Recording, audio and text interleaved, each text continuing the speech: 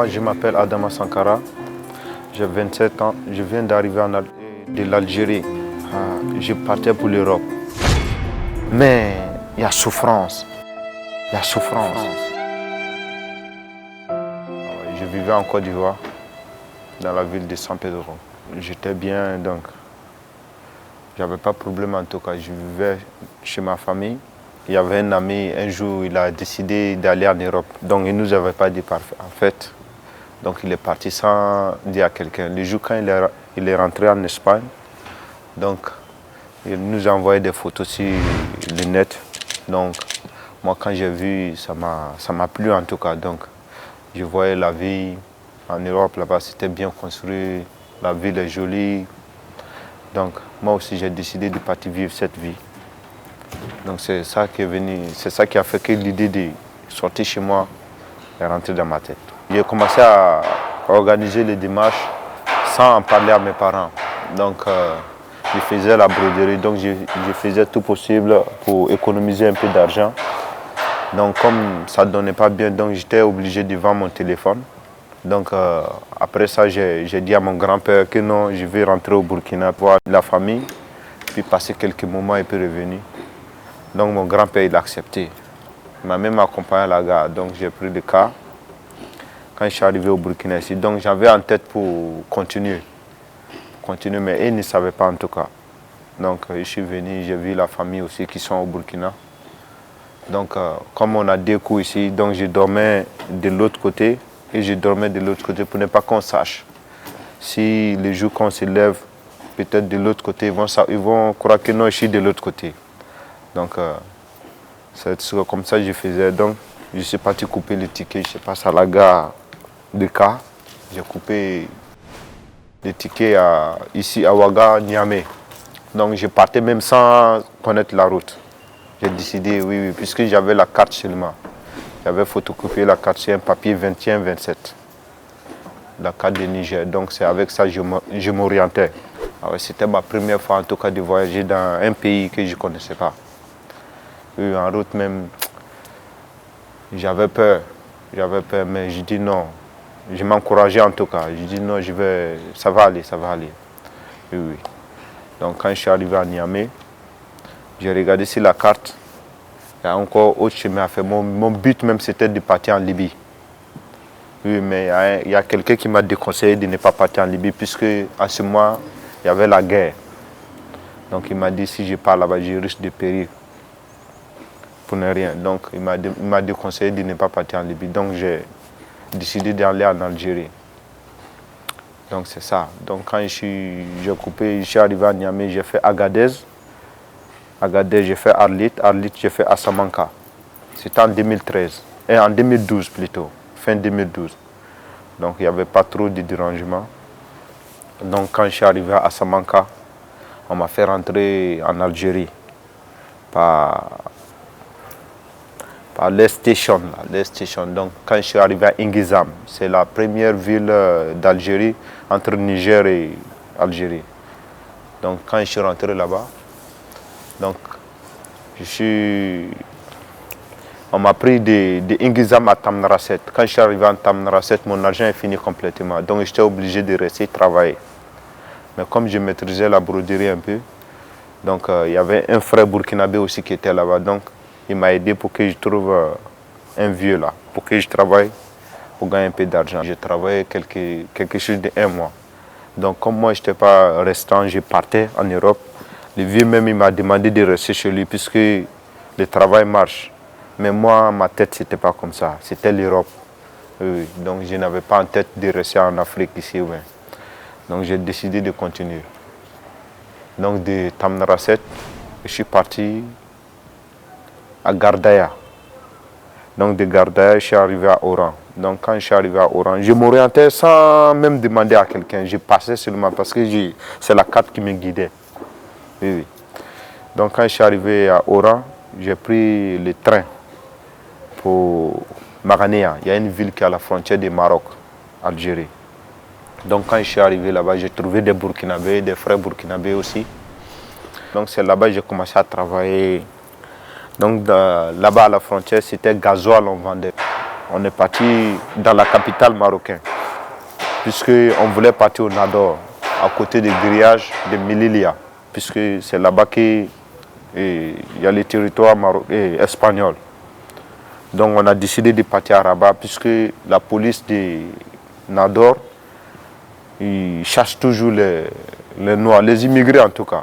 On a décidé de partir à Rabat. On va rester là-bas, puisqu'on avait des gens qui avaient de nouvelles de Nador. Les jours si on veut tenter les grillages. Donc on était au Maroc, on était assis, on attendait. Après on nous a appelé que non, c'est dans quelques semaines ils vont tenter les grillages. Quand on nous a appelé, on est parti. On était plus de 500. Donc on partait. Moi, je ne connaissais pas comment ça se passe. Je partais seulement, puisque j'avais mis en tête que c'est l'Europe. Moi, c'est l'Europe que je pars. Et puis j'avais mis en tête, je ne vais pas reculer devant quelque chose. Donc on était 500. On partait, puisque là où nous on habitait, c'était une montagne, colline, on appelle ça Gorogo. On dit que c'est aujourd'hui on part, donc on a commencé à marcher, on a fait des kilomètres avant d'arriver au grillage. Mais tellement on était beaucoup, puisque le grillage même c'est sécurisé, il y avait des caméras infrarouges. Donc ils ont senti que nous on venait, puisque les caméras nous ont déjà détectés. Donc avant d'arriver au grillage, ils ont amené les renforts, les Marocains ils ont amené les renforts, puisqu'il y a 3 grillages. De l'autre côté, côté espagnol, il y avait la Guardia Civile. Donc ils étaient déjà prêts pour nous. Donc côté marocain, ils étaient déjà prêts. Mais comme ils n'ont pas de fusils, ils ont des matraques seulement. Donc quand on est arrivé au côté du grillage, ils ont allumé les gyrophares là. Mais nous on n'avait pas peur, puisqu'on était beaucoup. On a commencé à crier, donc ils se sont écartés.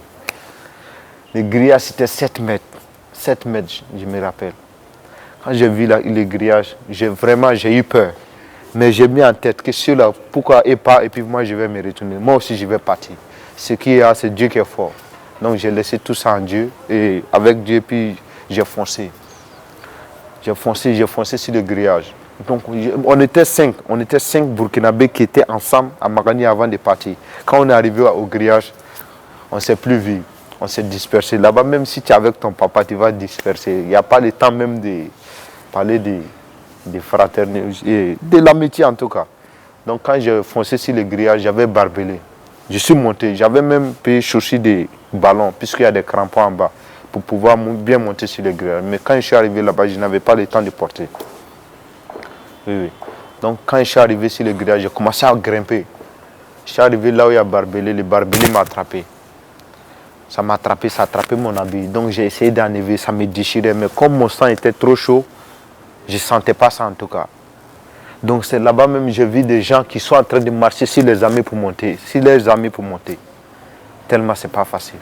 Tout le monde cherche à rentrer. Les gens marchent sur les amis. Il y a d'autres même qui tirent les amis pour pouvoir monter en haut. Tellement ça n'a pas été facile. Donc le barbelé m'a attrapé. Donc j'ai essayé d'enlever, ça ne peut pas. J'ai mis ma tête pour pouvoir rentrer au milieu, mais ça a attrapé mes yeux là. Donc j'ai essayé fatigué. À la fin, je suis fatigué. Donc j'ai laissé le barbelé. Je suis tombé à terre. L'ambulance nous a pris et puis nous a amenés à l'hôpital. Donc on nous a cousu. Ça m'a déchiré ici. On m'a cousu 2 fois, ici aussi. Et puis ça m'a déchiré sur mon œil.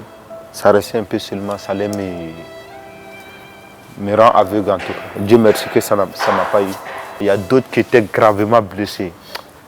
Dieu merci que je ne me suis pas trop blessé.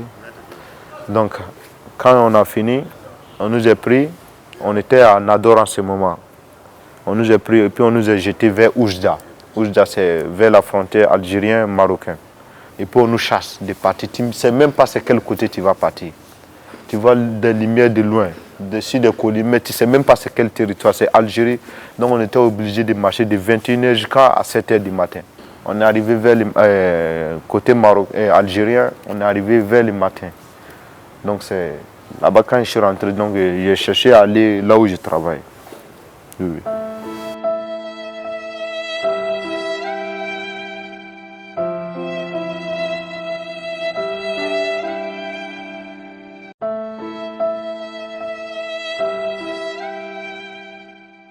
Le grillage, j'ai tenté ça 2 fois. C'était le Ramadan. 2013. J'ai tenté là-bas, j'ai tenté ma dernière fois, ça n'a pas marché. Donc je n'avais pas l'argent. J'étais obligé de partir me rendre à la police, ce qui refoule. Donc j'étais obligé de faire ça pour pouvoir descendre en Algérie et puis travailler, économiser un peu et puis réessayer encore. Puisque j'avais mis en tête que non, je ne vais pas me retourner au pays. C'est l'Europe ou rien. Je voulais tenter l'eau, mais je n'avais pas l'argent. Et puis les grillages, c'est gratuit. Mais il faut avoir un peu d'argent chez toi, puisque les montagnes là, il faut que tu manges. Si tu ne travailles pas, tu ne vas pas manger. Donc tu es obligé d'avoir un peu d'argent chez toi pour pouvoir manger en attendant que vous tentez le grillage. Et puis le grillage là aussi c'est la chance, puisqu'il y a plein d'hommes, il y a des gens même qui ont fait plus de 5 ans, 6 ans là-bas au grillage, et puis ils ne sont pas rentrés. L'aventure, ça m'a dégoûté, puisqu'on ne nous considère même pas comme des êtres humains. On nous considère comme des hommes de second degré. Ce n'est pas eux tous, hein. C'est pas eux tous. De un, nous on nous appelle Kahloche, Soudani. Ça veut dire, Kahloche, ça veut dire noir. Soudani, c'est aussi, ça veut dire noir. Souvent on nous dit Shedi. Shedi, ça veut dire singe. On nous appelle comme ça, Shedi. Même, je ne sais pas, en 2014-2015, je crois, il y avait Ebola en Afrique. Donc quand tu rentres dans le bus, tous les gens se couvrent au nez. Tous les gens se couvrent le nez. Eux-mêmes, ils savent que non, tu n'es pas malade, tu n'as pas Ebola. Mais juste pour te montrer que non, tu es noir. Tu viens faire quoi dans les pays? Juste pour se moquer de toi seulement. Donc j'ai décidé de me retourner dans mon pays, puisque je suis chez moi. Je suis à l'aise, je me promène comme je veux, il n'y a personne qui me dérange. Le jour que je vais décider d'aller là-bas, je vais partir légalement. Illégalement, je déconseille n'importe quelle personne de ne pas le faire. C'est vrai qu'il y a des gens qui rentrent illégalement, et puis il y a des gens qui ça marche pour eux. Mais il y a souffrance. Il y a souffrance. J'ai fait plein d'années, beaucoup d'années à l'aventure, et puis je n'ai pas eu l'argent. Et puis il y a des amis, il y a des frères qui ont réussi. Et puis moi, je me mettais en tête que non, si j'arrive, j'ai des choses en tête. Si je gagne l'opportunité, je vais travailler, réussir, Inch'Allah.